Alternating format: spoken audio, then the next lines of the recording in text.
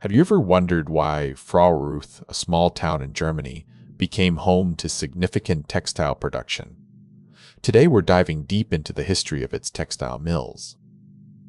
Fraureuth's journey began with a porcelain factory from 1865 to 1965 to 1926, employing around 1,500 workers and becoming one of the largest factories in Germany. This set the stage for industrial development.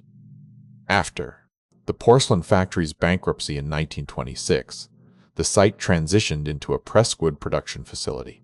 This shift marked the beginning of Fraureuth's new industrial era. In the early DDR period, one of these facilities turned into a major bearing factory.